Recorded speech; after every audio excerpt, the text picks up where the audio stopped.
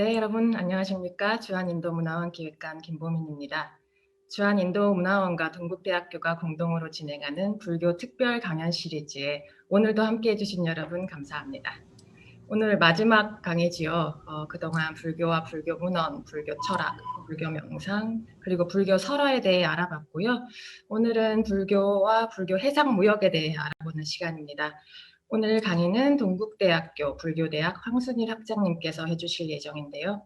강의 전에 잠시 함께해 주신 주한인도문화원장님께 인사를 좀 부탁드려 보겠습니다. 소누트리베디 주한인도문화원장님이십니다. Thank you. Thank you, Bomin. It's a pleasure for me to welcome all the participants today on this final day of this very, very important lectures that we had organized in association with Dongguk University. Today, we have with us Professor Hwang Sunil, who would be sharing his ideas and insights on Buddhism and the maritime route, how it spread from India through maritime route to South Asia and other Southeast Asian countries. So it's a pleasure once again for me to welcome Professor Sunil Hwang and all the participants. Let us move forward and hear from what Professor Hwang Sunil has to share with us today. Thank you, madam. 네, 오늘 본 강연을 진행하는 데 있어서 많은 노력과 협조 아끼지 않으신 황순일 학장님과 함께해 주신 모든 참가자 여러분께 감사의 인사를 해주셨습니다. 인도 불교가 해상무역을 통해 어떻게 아시아로 그리고 한반도로 전해졌는지를 황순일 교수님의 강연을 통해서 알아보자고 말씀을 하셨고요. 또 앞으로도 계속해서 이런 교류와 좋은 프로그램들을 함께 할 수 있는 기회가 많이 마련되기를 바란다고 말씀해 주셨습니다. 그럼 오늘 강의를 해주실 황순일 동국대학교 불교대학 학장님에 대해서 제가 간략하게 먼저 한번 소개를 드리겠습니다. 황순일 학장님은 동국대 인도철학과와 동대학원에서 수학 후 영국 옥스퍼드대에서 초기 불교의 열반 개념에 대한 연구로 박사학위를 받으셨습니다. 주된 관심 분야는 인도 불교이고 동남아시아 불교 문화로 연구 분야를 확대하고 계십니다. 그리고 태국 촐라룽쿤대, 일본 사이타마대, 카자흐스탄 알파라비 국립대학교에서 객원 교수를 역임하셨고요. 2008년에는 불이상을 수상하시기도 했습니다. 여러 가지로 너무 바쁘신 와중에 본 강연 시리즈를 위해서 많은 노력을 해주시고 또 이렇게 강의까지 맡아주심에 진심으로 감사드립니다, 학장님. 그러면 강의를 부탁드려 보겠습니다. 학장님 안녕하세요. 예, 안녕하십니까? 방금 소개받은 황순일입니다. 제가 인도 대사관, 인도 문화원에서 제가 강의 한번 하는 게 소원이었는데 손우 원장님하고 우리 김보민 기획관님 덕분에 이렇게 강의할 수 있게 돼서 제가 아주 영광스럽게 생각하고 있습니다. 그리고 이 강의 주제가 제가 이제 그 불교와 해상무역으로 잡았는데, 왜냐하면 우리 첫날 우리 인도 대사님께서도 그 인도와 한국의 이 교류는 아주 오래되었다. 거의 뭐 기원 전후부터 시작되었다는 이런 말씀을 하셨습니다. 그래서 제가 원래 제 전공은 빨리어하고 산스크리트어를 가지고 주로 인도 불교하고 스리랑카 불교를 하는데, 이 빨리어로 된 경전들을 실제적으로 사용하고 있는 국가가 우리가 이제 이렇게 보면 주로 이제 동남아시아에 있는 태국이라든지 미얀마라든지 우리 캄보디아라든지 이런 곳이 됩니다. 따라서 이제 제가 어떤 문헌적인 기원은 인도와 스리랑카였지만 실제 이게 사용되고 있는 곳은 이제 동남아시아이기 때문에 제가 이 점차적으로 제 전공하는 분야가 인도 불교임에도 동남아시아 쪽으로 이렇게 분야가 확대됐고, 이제 그러다 보니 우리나라에 이제 또 이 동남아시아 불교 하는 사람들이 잘 없습니다. 그러다 보니 이제 어떤 이 허황옥이라든지 어떤 그런 이야기가 나왔을 때 이 동남아시아를 경유해야 인도에서 우리 한반도까지 올 수 있는데 동남아시아 쪽에 이제 하는 분들이 없으니까 제가 이제 많이 불려가서 그 동남아시아가 그 당시 어떤 식으로 이렇게 있었느냐에 대해서 이제 이야기를 제가 좀 많이 했습니다. 그러다 보니 이 점차적으로 제가 그 가야 불교라는 쪽으로 이제 조금 이렇게 관련해서 많은 사람들하고 이렇게 이야기를 하게 되었고, 그러면서 이제 제가 점차적으로 관심을 가졌던 게 해상무역입니다. 해상무역. 왜냐하면 해상무역을 우리나라에서는 거의 이야기 안 합니다. 불교 전파하면 전부 다 육상으로 해가지고 간다라로 해서 실크로드를 해가지고 중국을 해서 한국으로 이제 불교가 왔다고 이야기하는데, 물론 이제 그렇게 온 불교도 있지만 사실 저희들이 가만히 보면 해상을 통해 가지고 해상무역을 통해서 온 불교가 상당히 강했던 것 같습니다. 그리고 어떤 이런 강했던 이런 이 해상무역에 영향이 있는 불교에 대해서 하는 분들이 너무 작았고, 이뭐 그러다 보면 목소리가 작아가지고 이 아주 중요한 부분임에도 불구하고 우리들이 놓치고 있는 게 많습니다. 동남아시아와 이 해상무역에 대해서. 그래서 제가 관심을 가지면서 점차적으로 이 이야기를 하다 보니 요즘은 거의 사람들이 제보고 쟤는 인도 불교 하더니 요즘은 배 타고 섬나라만 다닌다 뭐 이런 이야기 저한테 많이 하는데, 뭐 제가 섬나라 다닌다 해도 좋지만 이 분야가 아주 중요하다는 이야기를 먼저 드리고 시작을 하겠습니다. 제가 이 PPT를 준비했는데 PPT 잘 보이십니까? 네, PPT 잘 보이십니까? 잘 보시겠지. 불교와 해상무역. 예, 예. 불교 해상무역. 예. 우리 이제 그 김해에 가면 우리 그 허황옥에 이 능이 있고 능 앞에 요 건물 있지? 요 건물에 가면 우리 파사탑이 있습니다. 그죠?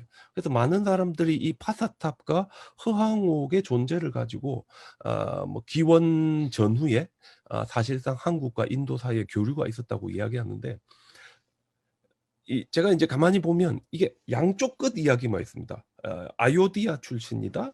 김해까지 왔다. 근데 도대체 어떻게 왔는지, 어떤 경로를 통해서 왔는지, 구체적인 물증은 무엇인가에 대해서는 우리가 전혀 이야기 못한 채 이 파사탑의 이 돌이 인도 거다. 뭐 이런 이야기들이 있잖아요. 사실 이제 그런 이야기들밖에 없으니까 조금 뜬구름 잡는 것 같이 들리고, 그다음에 이 이야기가 남아 있는 전적이 주로 이제 삼국유사인데, 삼국유사는 이제 고대로 올라가면 올라갈수록 우리 뭐랍니까 보통 트와일라이트하다 그러는데, 실제 역사와 조금 전설이 섞여 있는 이제 그런 부분이다 보니 우리 학계에서는 많은 의문을 가지고 있습니다. 그래서 이제 제가 하는 이 동남아시아를 통해서 제가 하는 것 중에 하나는, 과연 그러면 우리가 인도와 한국이 만난다고 했을 때 언제까지 우리가 이렇게 기원을 추적해 들어갈 수 있을까? 그리고 구체적인 물증은 어떤 거를 우리가 이야기할 수 있으며 어떻게 우리가 이쪽으로 접근할 수 있을까? 요거 이제 제가 가지고 있는 관심사 중에 하나입니다. 그래서 여러분들 보시면 제가 이 인사말 할 때 계속 이야기했는데, 인도의 최고의 수출품이 불교다 했는데, 우리 인도에서 시작된 불교가 동남아시아와 중국을 거쳐서 우리 한반도와 일본까지, 그죠?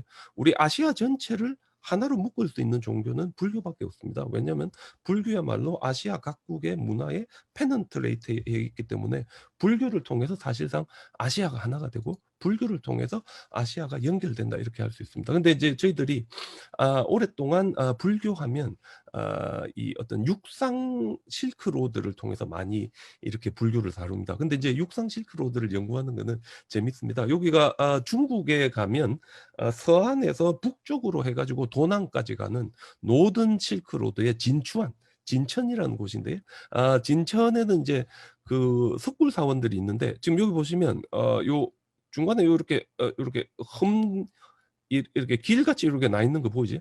요게 우리 고대 실크로드의 흔적입니다. 지금 요 보시면 절벽을 깎아 길을 이렇게 만들어 놨는데, 요 이 말이라든지 마차가 다니니까 절벽 사이가 깎이고, 여기 제가 가 보니까 도로도 이렇게 패여 가지고 옛날에 이 길을 통해 가지고 중국 사람들이 아니면 중앙아시아 사람들이 왔다 갔다 했다는 걸 알 수 있습니다. 그죠? 그리고 요런 우리 실크로드가 있는 주변에는 가면 요렇게 석굴 사원들이 중국 쪽에 많이 있습니다. 여기 북석굴사인데, 우리 아까 제가 보여드린 바로 길 바로 옆에 가면 우리 수당대에 이런 그 이 불상들이 이 석굴 안에 조각돼 있는, 남석굴사도 가면 이 수나라 때 아주 아름다운 우리 이런 석굴들이 이렇게 만들어져 있는데, 따라서 우리가 육상 실크로드를 연구하는 분들은 이게 길을 찾아가다 보면 고대 도시가 나오고, 고대 도시 안에는 제가 방금 보여드린 이런 불교 유적들이 있으니까 되게 재밌습니다. 그죠? 되게 재밌는데, 우리 해상 실크로드는 어떨 것 같습니까? 해상 실크로드는 제가 아까 보여드렸던 길도 없고, 그다음에 뭔가 이렇게 바닷가에 이제 뭐 이 목조 건물로 불교 사원이라든지 불탑이 있었다 해도 태풍이 분다든지 사이클론이 왔다 가면 다 없어집니다. 그지?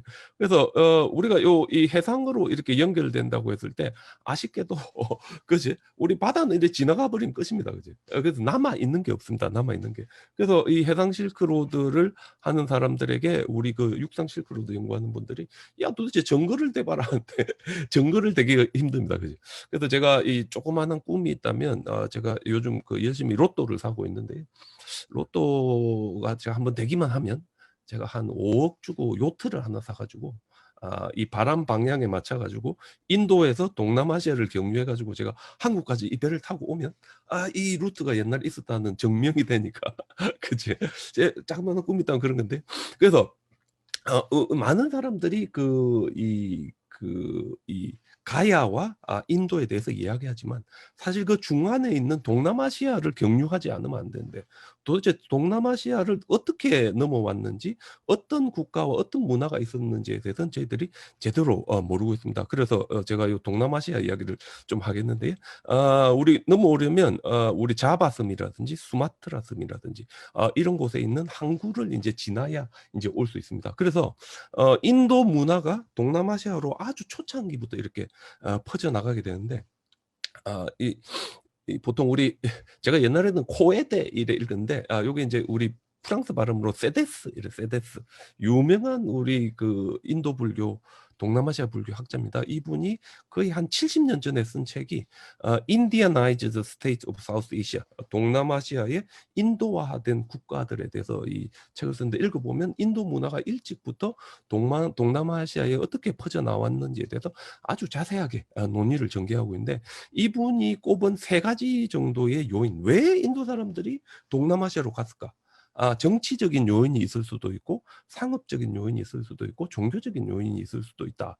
정치적으로는 전쟁이라든지 상업적이라고 한다면 향신료 무역이라든지 종교적이라고 하면 이제 힌두교라든지 이제 불교 같은 어떤 그런 걸 쓸 수 있는데 정치적인 요인 하면 이제 기원전 한 250년경에 마우리아 왕조가 인도에 성립되면서 저희들이 다 잘 알고 있는 칼링가 전쟁이 있었습니다. 그죠? 칼링가 전쟁이 있어가지고 칼링가가 몰락했을 때 인도 사람들이 이렇게 탈출을 해가지고 이렇게 바다를 건너 동남아시아까지 올 수 있었을 것이고 한 4세기, 2세기, 3세기 뭐 이래 되면 굽타 왕조라든지 그전에는 쿠시안 왕조가 이렇게 성립되면서 어떤 대탈출이 일어나가지고 이 몇몇 인도의 아주 용감한 브라만들이 베이 오브 벵갈만을 건너서 동남아시아까지 갈 수 있습니다. 그지? 그래서 요 칼링가가 몰락됐을 때 아마도 여기 왕족들이 이 인도를 떠나서 이 동남아시아 쪽으로 이동하지 않았나 저희들이 이렇게 보고 있는데 아쇼카의 칼링가 전쟁은 우리 그 기록으로도 남아 있고 벽화로도 남아 있는데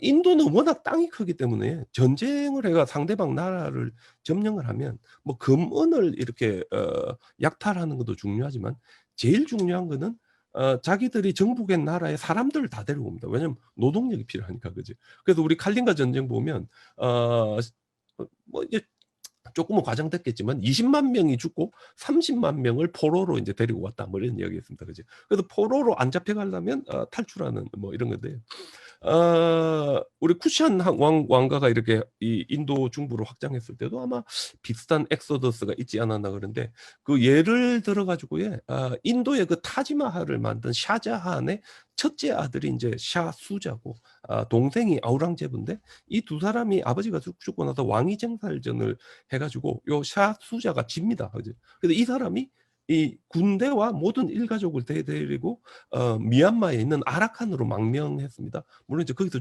죽게 되는데 그지? 그래서 사실상 이렇게 왕족들이 전쟁이 일어났을 때 바다를 건너 탈출하는 예가 사실상 저희들이 볼 수 있기 때문에 아마도 이게 한 가지의 이유가 될 수 있을 것 같고 두 번째는 이제 향신료 루트와 동남아시아의 어떤 이 금은 같은 귀금속에 대한 수요 증가인데 우리 프랑스의 유명한 불교학자 실반 레비는 인도 사람들이 인도 바깥쪽에 있는 이 도시들의 지명을 자기들이 원하는 상품과 많이 이렇게 연결시키는데 대표적인 게 우리 수완나 부미 보통 수바르나 부미 하면 산스크리트인데 수 하면 좋다 이런 말이고 바르나 하면 색깔이고 부미 하면 땅입니다. 그지? 그래서 인도에서 좋은 색깔은 금입니다. 그지? 그래서 수바르나 부미 하면 우리 황금의 땅. 그지? 수바르나 디빠 하면 우리 어쨌든 그 황금의 섬. 그지? 카나카 뿌리 하면 황금의 도시. 이런 인도 밖에 있는 도시들의 이름이 전부 다 황금으로 연결되어 있다는 것은 고대 인도에서부터 이미 이 금에 대한 수요가 많았고 이 금을 수입할 수 있는 루트가 동남아시아 아니었나.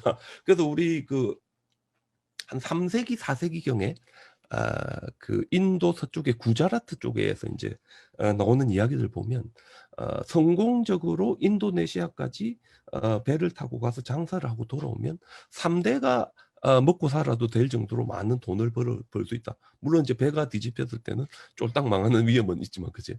그래서 우리 보면 뭐라고 적혀 있는가 하면 인도네시아에 가면 이 그 샘물이 있는데 샘물에서 금이 퐁퐁퐁퐁퐁 솟아 오르기 때문에 그 정도로 금이 많아서 구자라트에 면직물을 주면 똑같은 무게만큼 금으로 바꿔줬다. 뭐 이런 이야기가 있습니다. 그죠?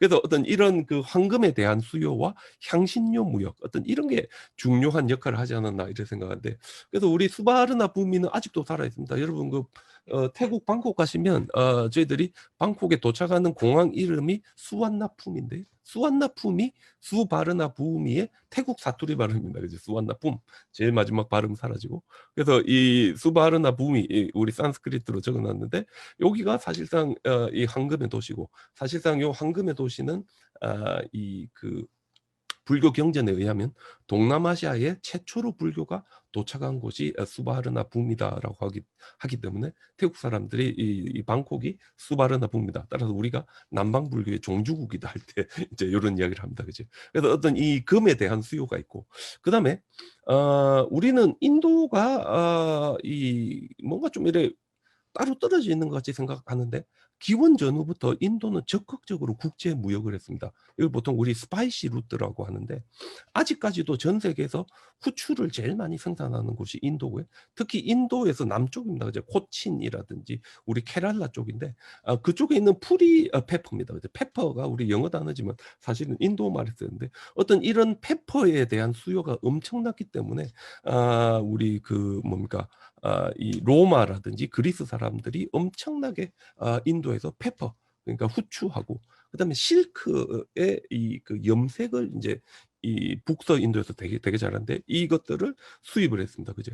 수입을 하고 그 대금을 올리브 오일이라든지 포도주라든지 로마의 금화로 지불해가지고 어떤 이런 이 무역 루트가 만들어진데, 이 인도가 엄청 성공적이기 때문에 로마 사람들이 한 200년 정도가 되면 자기들이 가지고 있는 금화의 금 함유량을 줄입니다. 워낙 우리 무역 불균형이라 그러나 인도 계속 일방적으로 돈을 벌었기 때문에 로마가 재정이 어려워지기까지 했다는 이제 기록이 남아 있습니다. 그죠? 그래서 우리 이런 걸 보통 우리가 해항 실크로드 시스템이라고 하는데, 각각의 권역별로 서로 다른 사람들과 서로 다른 배들이 각기 상이한 해상 항로에서 이러한 무역에 참가하는 걸 말하고, 한 대의 배가 그리스 로마에서 예를 들어서 일본까지 오는 게 아니라 각자 자기가 갈 수 있는 곳만 왔다 갔다 합니다. 그죠? 그래서 배 하나가 다 가기는 어렵지만 이 배에서 짐을 싣고 그 다음 곳에 내려놓으면 또 다른 배에 짐을 싣고 그 다음에 가고 또 다른 배에 짐을 싣고 그 다음에 가고 하니까, 비록 배 한 대가 처음부터 끝까지 못 가지만 상품들은 한쪽에서 다른 쪽 끝까지 갈 수 있습니다. 그죠? 그래서 만약에 우리가 이 상품들이 한쪽 끝에서 다른 쪽 끝까지 왔다는 걸 보면 여기에 해상 항로가 제대로 만들어져서 엄청난 교류가 있었구나 하는 걸 알 수 있습니다. 그래서 지중해 지역은 주로 금화, 올리브 오일, 와인 등을 주로 수출했고, 인도는 향신료, 면직품, 공작, 피콧이지, 피콧. 동남아시아는 기금속, 약초, 열대동물, 중국은 비단 도자기. 어떤 이런 것들이 제가 방금 말씀드린 해항 실크로드를 따라 기원 전후부터 이제 움직이기 시작합니다. 근데 초창기에는 주로 해안선을 따라, 그러니까 배들이 사이즈도 작고 하니까 해안선에서 멀리 떨어지지 못하고 주로 해안선을 따라 움직이는데 그러다 보니까 속도가 되게 느립니다. 바람 방향도 맞아야 되고 되게 움직이기 복잡한데 그러다가 기원 후 한 100년, 한 50년에서 100년 정도 되면 몬순 계절풍을 이분들이 이제 발견하게 되고 아주 빠른 속도로 장거리 항로가 만들어집니다. 물론 이제 후기가 되면 우리 1400년대 후반부터 이 아프리카 남단을 돌아서 이제 포르투갈이나 스페인이 오게 되는데 그래서 우리 초창기에는 그리스에서 우리나라까지 온다 했을 때 제가 빨간색으로 그린 것과 같이 이 해안선을 따라서 옵니다. 그지? 그리고 이 해안선을 따라서 오다 보니 요 이집트에서는 강을 따라 오다가 육로를 거쳐 가지고 이디오피아 끝에서 배로 이렇게 페르시아만을 따라서 인도까지 오고 인도 끝까지 온 다음에 계속해서 이 해안선을 따라서 이 동남아시아까지 오고 이렇게 그래서 이거는 엄청나게 시간이 오래 걸립니다. 요렇게 우리가 왔다 갔다 하는 거지.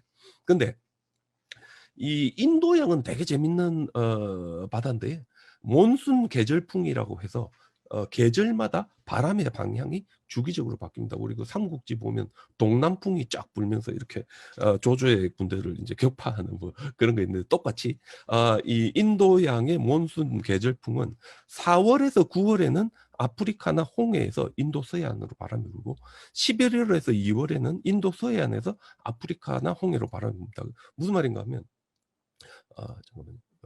그제 아이고. 그러니까 이 여름에 봄 여름에는 바람의 방향이 이렇게 서쪽에서 동쪽으로 붑니다. 그지? 그래서 요 아라비아 해도 이렇게 불고요. 벵골만도 이렇게 불고. 그다음에 요 우리 그 보통 사우스 차이나 씨 그지? 남중국해에서도 바람이 우리 보통 4, 5, 6월 달은 이렇게 붑니다. 그래서 4, 5, 6월 달은 주로 서쪽에서 동쪽으로 갈 수 있고 그럼 반대로 11월, 12월, 1월에는 어찌 되겠습니까? 바람이 정반대로 동쪽에서 서쪽으로 이렇게 붑니다. 그죠? 동쪽에서 서쪽으로.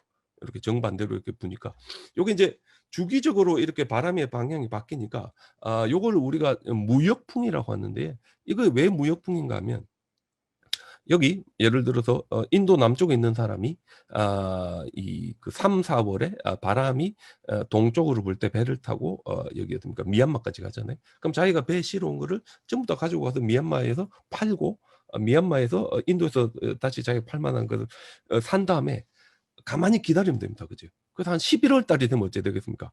바람 방향이 바뀌겠죠. 그럼 이렇게 돌아올 수 있습니다. 그죠? 그래서 이 연중 바람의 방향이 이렇게 바뀌는 것이 사실상 이 두 지역을 하나로 연결시켜주는 이런 역할을 하고 이런 바람이 부는 곳이 인도양이고 이런 바람이 부는 인도양의 한가운데 인도가 있었기 때문에 인도가 오래전부터 바로 이런 국제 무역 시스템에 들어왔다 이렇게 할 수 있습니다. 그죠? 근데 이제 해안선 무역이 중심이 되었을 때는 가장 문제가 되는 게 말레이 반도인데 말레이 반도. 무슨 말인가 하면 이 해안선 따라 배가 이렇게 가다 보면 여기 어째 되겠습니까? 이 이쪽 끝까지 돌아가야 되니까 엄청 시간이 오래 걸리겠지. 그러면 이건 어쩌면 되는가 하면 배를 여기서 선 다음에 육로로 걷는 다음에 요 뒤로 넘어오면 어째 됩니까? 숏컷이 되는 겁니다. 그죠? 그래서 사실 우리 요런 거를 입스무스 크라라 그러고 예를 들면 파나마 운하 같이 그지? 긴 데를 이렇게 돌아가지 않고 잘라갈 수 있는 요런 이 곳들이 생기기 시작하고 바로 이곳이 이제 뭐가 됩니까? 인도와 동남아시아를 연결해 주는 무역의 중심지가 됩니다. 그죠? 이런 곳에서 점차적으로 무역을 할 수 있는 중요한 도시들이 만들어지고 우리 가장 대표적인 게 요 까오삼케오인데 까오삼케오는 기원전 한 250년에서 300년부터 인도 사람들의 커뮤니티가 만들어져 가지고 이쪽에서 이 생활한 흔적이 있습니다. 그죠? 그래서 인도 사람들이 사실상 이 뭡니까? 인도인들이 이 해상 무역 루트에 참여해 가지고 인도에서부터 한 2,000에서 3,000km 되지만 이까지 내려왔다는 걸 저희들이 알 수 있는데 제가 조금 이따 계속해서 말씀드리겠는데 이 우리 유리구슬이라든지 그다음에 우리 동선 문화라 해 가지고 베트남 북부에 있는 그 우리 청동기 문화라든지 이런 흔적들이 제가 아까 말씀드린 입스무스크라 그 말레이 반도가 좁아지는 곳에 이제 나타납니다. 그죠? 그래서 요게 이제 저희들이 일반적으로 이야기할 때 어떤 이 해상 실크로드의 확산에 따라서 인도인들이 인도를 떠나서 이 뭡니까? 이 우리 스파이시 그러니까 이 뭐 페퍼라든지 이 강황이라든지 이런 거 수출하고 주로 원했던 건 금입니다. 금 그지? 동남아시아에는 주로 면직물을 수출하고 금을 이렇게 가져오는 뭐 그지? 그다음 하나가 이제 이 종교적인 요인인데 점차적으로 이제 기원전 한 200년에서 100년 좀 길게 잡으면 이제 기원 전후 정도 이때 되면 인도 문화가 남인도로 확산합니다. 그죠? 남인도로. 근데 이 남인도는 동남아시아로 가는 이 그 길목이기 때문에 이 시기가 되면 이제 남인도가 중요해지고 어떤 이런 쪽에서 무역이 활발하게 일어나고 그다음에 불교가 인도의 동부 해안으로 확산합니다. 불교가. 지금 여기 보시면 기원전 한 200년에서 100년 사이에 인도 동부 해안인데 여기 보시면 이 그 빨간색 두 개로 되어 있는 요 도시들이 불교 세틀먼트가 있는 곳인데 원래 이제 불교는 우리 요 비하르에 있었지만 겐지정강 끝에 있는 땀라립디를 통해 가지고 우리 칼링가 파트남이라든지 아마라와띠 나아가 파트남이라든지 그것도 이제 계속 가면 스리랑카에 이제 우리 이 테라와다 불교가 성립되는데 이런 식으로 불교가 이쪽에 확산되고 지금 제가 여기 찍은 아마라와띠 나아가 파트남 스리랑카, 땀나리띠가 전부 다 뭡니까? 동남아시아로 갈 수 있는 항구의 출발점들이 됩니다. 그치? 그래서 우리 불교 상인들의 이 해상 무역 활동 상당히 자세하게 우리 불교 경전에 나타나는데 주로 어디 나타나는가 하면 부처님의 전생 이야기인 자타카에서 나타납니다. 우리 대표적인 자타카로 마하자나카 자타카라는 게 있는데 이게 전생에 이제 부처님께서 왕자로 태어났는데 아버지가 전쟁에서 지면서 나라를 잃어가지고 어머니와 함께 이웃 나라에 도망가서 이렇게 살게 됩니다. 살게 되는데 이제 이 이름이 이제 마하자나카인데 성장을 하면서 어머니에게 자기 출생의 비밀을 듣고 내가 아버지의 이 그 국토를 회복해야 되겠다 해가지고 이 그 군대를 모아야 되는데 군대를 모으려면 돈이 있어야 됩니다, 그지? 그래서 이 마하자나카가 뭘 하는가 하면 친구 5명과 배를 사가지고 해상 무역에 나섰는데 이 배가 침몰합니다, 그죠? 침몰해가지고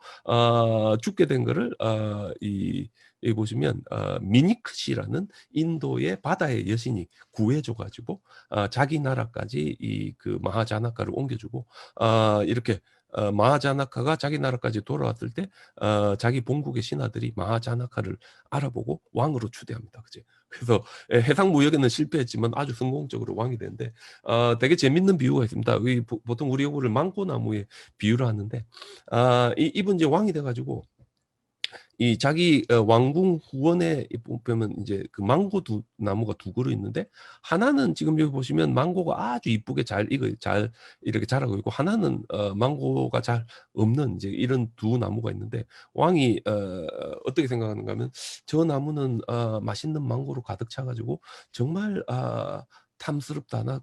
저 망고가 많은 저 나무는 정말 나의 자랑이다 이렇게 생각한 다음에 왕이 그 망고를 하나 딱 뜯어 먹습니다. 그죠? 그 하나 딱 뜯어 먹고 이따가 집에 올 때 내가 나머지 다 뜯어 먹어야지 이러고 딱 갔는데 이 망고 나무는 이 그 신하들이 건드릴 수가 없습니다. 왜냐하면 왕이 먼저 하나 먹어야 나머지 사람들이 먹을 수 있잖아요. 그죠? 그래도 왕이 이 산책하면서 먹는 망고를 하나 뜯어 먹으니까 왕이 먹고 나니까 모든 신하들이 다 와가지고 망고 나무에 있는 망고를 다 뜯어 먹어가지고 왕이 오후에 다시 망고를 먹으려고 오니까 나무가 완전히 피폐해져가지고 엉망진창이 돼 있는 거예요.